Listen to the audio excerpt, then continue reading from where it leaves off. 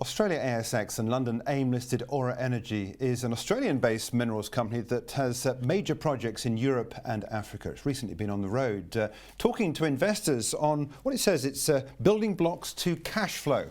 Exciting new developments for this company, which is moving into the development phase on a number of projects. Peter Reeve is Aura Energy Chief Executive. He joins us now. Peter, good to talk to you. Thanks. Since we last spoke several months ago, you've been doing a lot. There's a lot in the bag that we should be talking about at the moment. In terms of priority, what is it that you're presenting to investors now that's going to give you or them the best view to better times ahead? Yeah, the nearest term project for us, which we can get into cash flow, and cash flow gives shareholders the best return, is the Terras uranium development in Mauritania. And we've been unapologetically driving forward on each of the steps required to make that happen. Significantly, in December, we got the exploitation licence in place. Early in the year, we then put some uranium offtake in place as well. Additionally, we appointed a finance group who are working on export credit agency finance, which is quite an innovative and fantastic way to get developing projects going.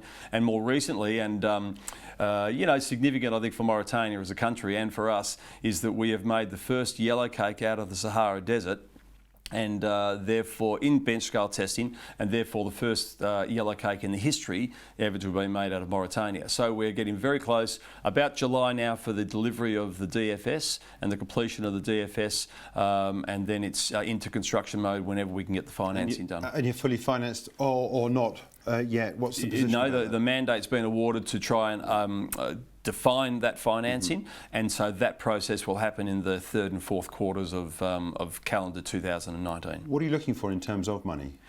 Look, we have to put the study out before we define the capital number, before I can actually publicly say that. But the initial scoping study level was about 50 million US, so it'll be somewhere a bit above that, but not far. And you're fully confident that it's fully economic in terms of the mine potential? Yeah, it's a good project. We'd like to see some better uranium pricing than where we are at the moment, but we've got some low cash costs in our project, and we believe that by the time we get into production, it'll be a good economic project. Yes, you just had a farm in as well. What's that all about? Because that, my understanding, extends the overall project potential. Yeah, so we've got two aspects of our Mauritanian activity. We've got the Terras uranium mine up in development mine up in the Sahara, and then further into central Mauritania, quite separately, we have the gold and base metal tenements near the huge Kinross 21 million ounce deposit, and we extended our tenement footprint on that project. So that's got gold,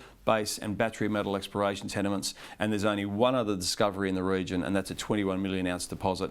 We've got a lot of cobalt hits and a lot of nickel hits in that field as well, so it's a vast sort of array of metals we could look for there. But to have an anomaly like a 21 million ounce deposit sitting right there next to you as a neighbour is a good start. Mm-hmm. What about Sweden and what's happening there? I said at the top you're in Africa and in Europe. Yeah. I mean, Sweden is an interesting part of your business. Look, we've always maintained that the Hagen project in Sweden is our biggest and most valuable project, and nothing changes for us on that. Sweden's driving the green revolution and the green economy harder than any country that I've seen and that I hear of, and I've just spent the last week there as well. And to hear what they're doing and the expanse they're going to means that to have a project situated within the battery storage type area is a good idea, and it's a good business. So we're still, we just did 21 holes during the first quarter to half on the Hagen project to take that up to measured and indicated, a higher resource category. We're now doing the assaying for that. Soon we will get the recut of the resource to make it measured and indicated. We did the capital and operating costs last year. These are all the building blocks we keep on talking about, so that by about mid-July, end July, we should have the scoping study completed and released on the Hagen project as well, which will be a pretty attractive project. And at the same time, just to add there, we are constantly talking to battery manufacturers. Mm-hmm. So we've got a proposal to put a battery manufacturing facility of some sort in central Sweden with that mine to be a part of that real battery metals green revolution that's going on in Sweden. It's fascinating to see.